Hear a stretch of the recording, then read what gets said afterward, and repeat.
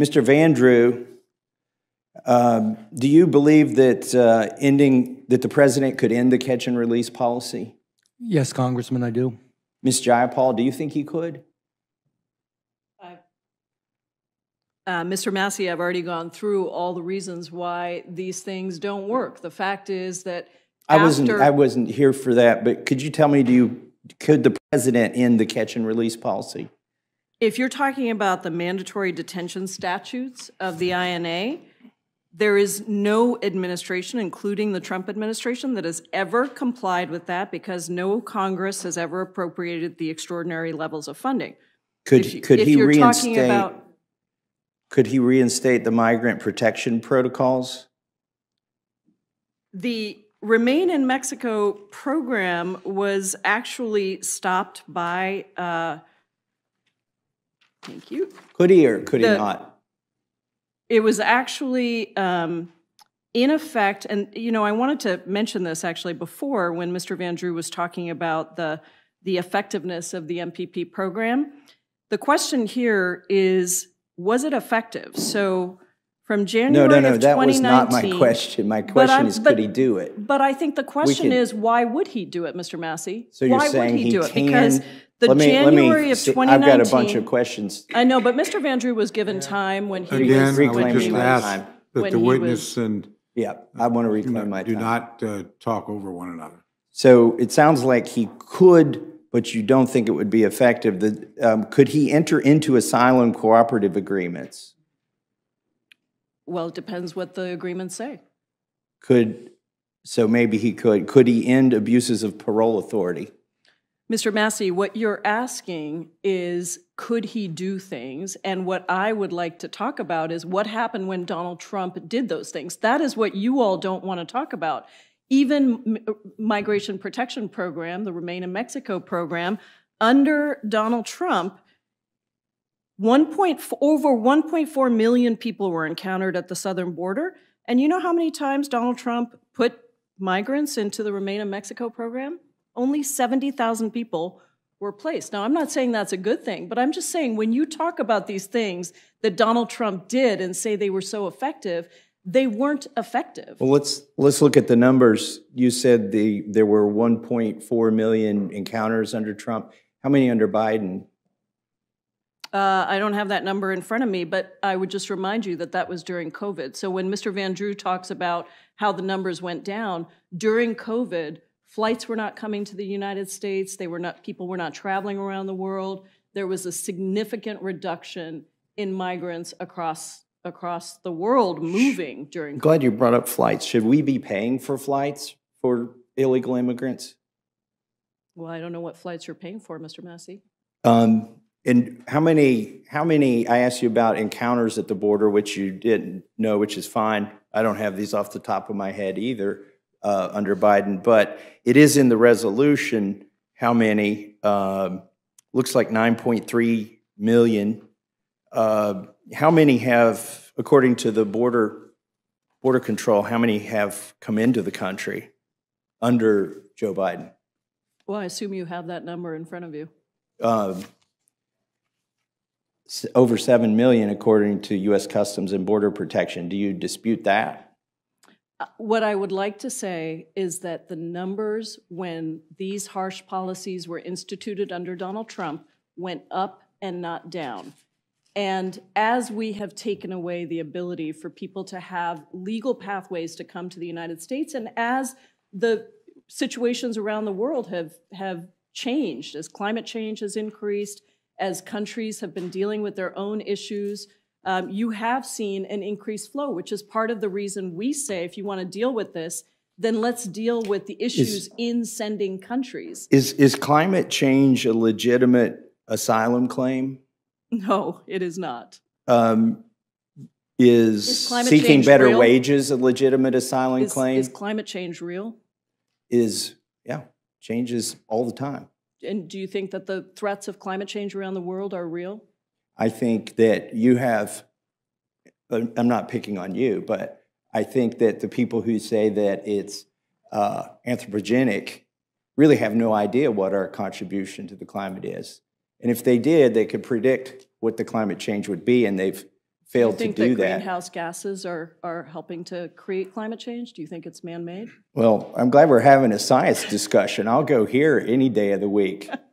I'm just because trying I to point know, out to you that there are a lot of things that because you all do say you that think, aren't true. Do you think that crops do better with CO2, more CO2 in the air?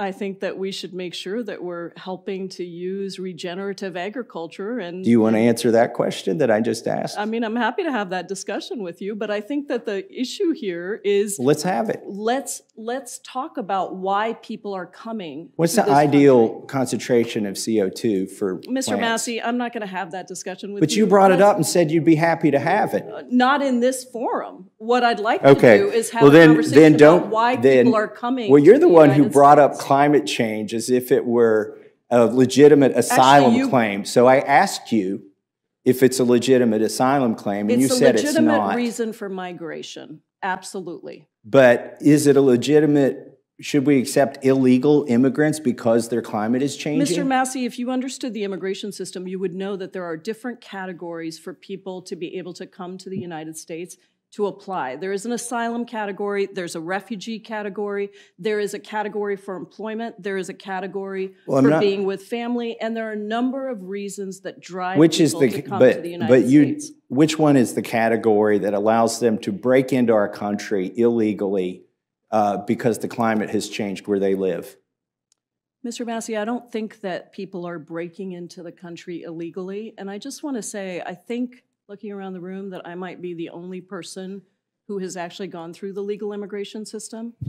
And when people differentiate between legal immigration and illegal immigration, the undertone from your side is that somehow people who are coming illegally are trying to break into the country, that are trying to do something wrong, when in fact it took me 17 years to go through the legal immigration system, and I am not disparaging of people who are trying to come to this country for all the reasons that drive people to come to the United States. I did notice in your statement that you talked about illegal border crossing, so at least you acknowledge that it's illegal, and you're willing to use the word illegal in characterizing their activity, are you not?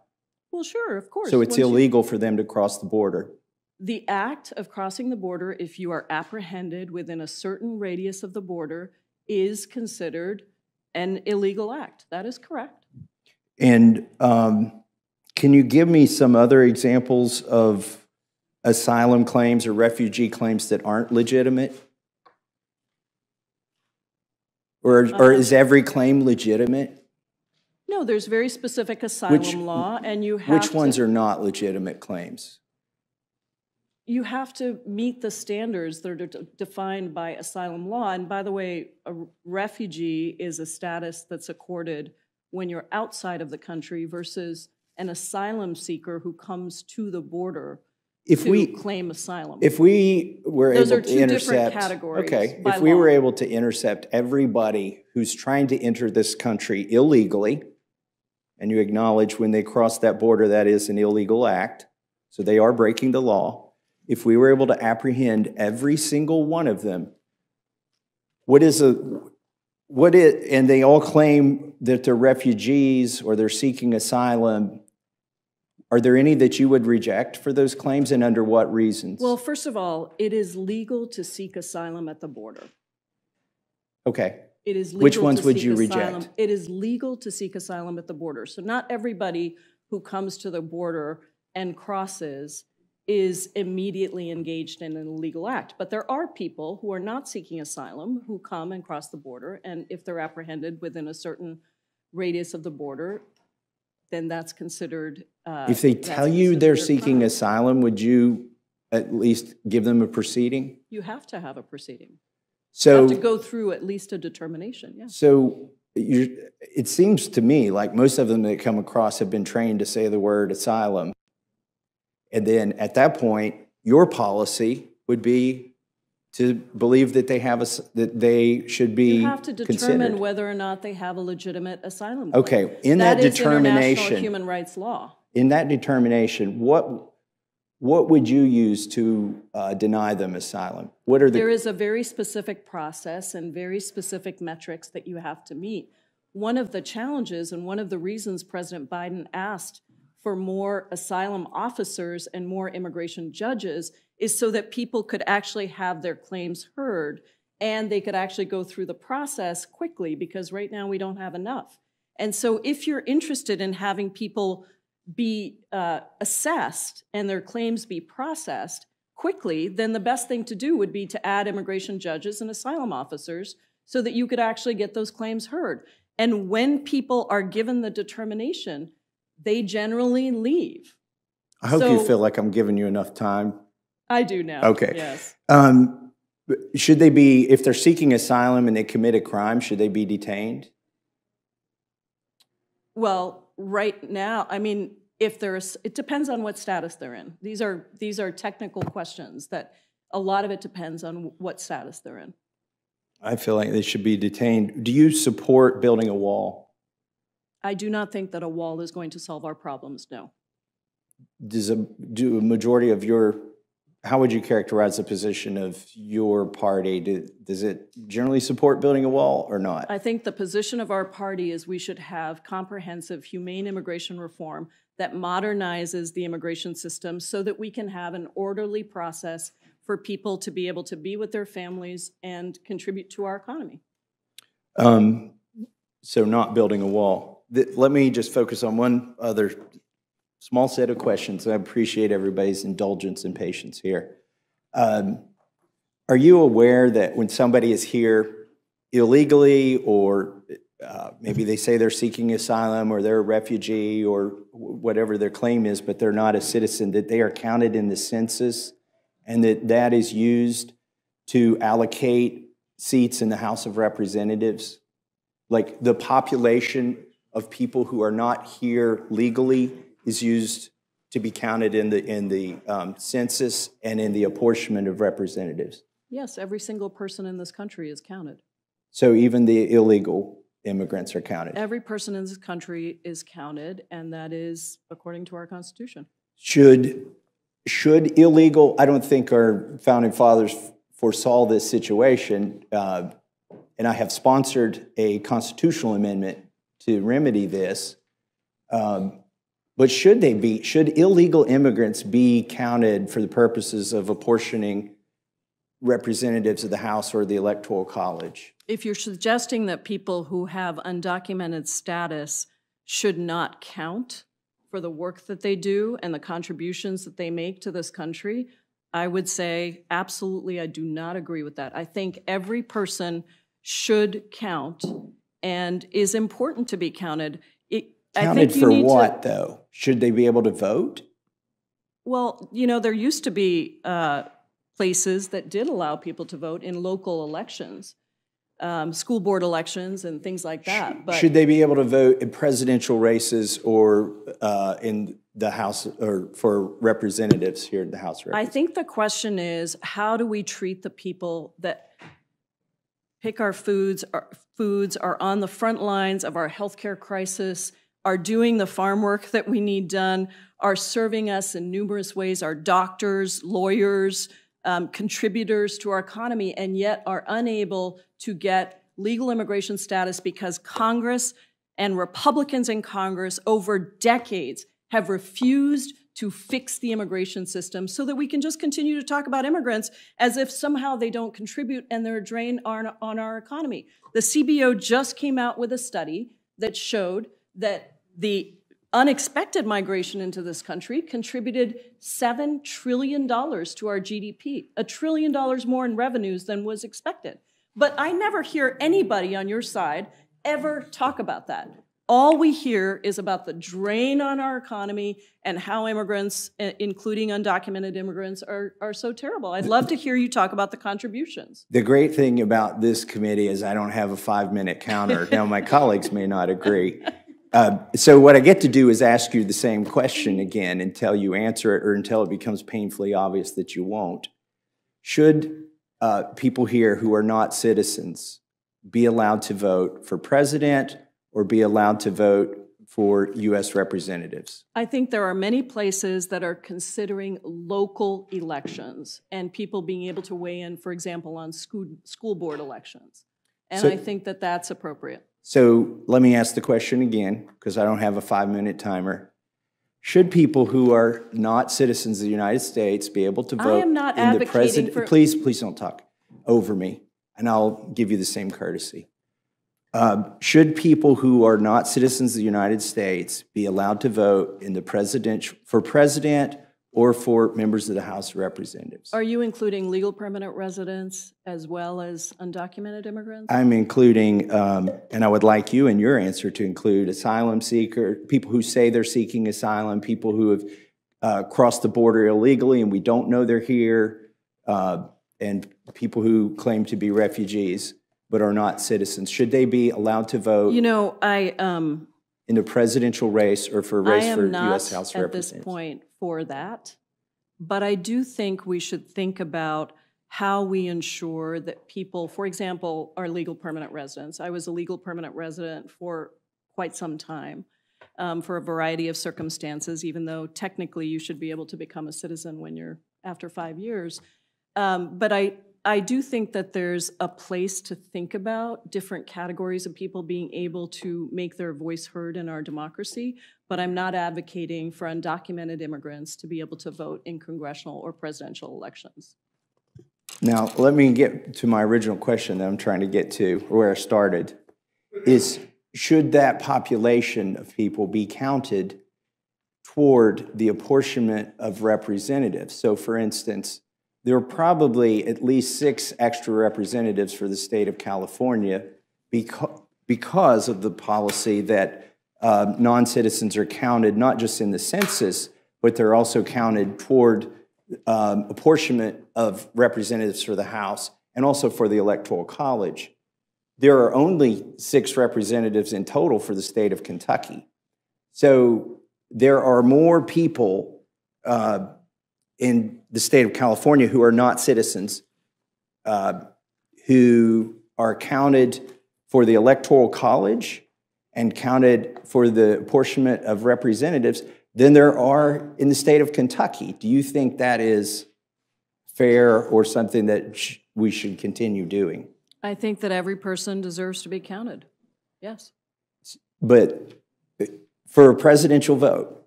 I believe that everybody deserves to be counted for our census, and that is the rules around how our census is determined. I mean, if you want to talk about, you know, we can also get into the Electoral College and how your state has 2 senators, but a giant state like California also has 2 senators. I mean, there's a lot of ways in which we can talk about fairness or what's perceived as fairness in our electoral system. Mr. Van Drew, do you think that illegal immigrants and refugees and asylum seekers should be counted toward the apportionment of representatives in this House of Representatives?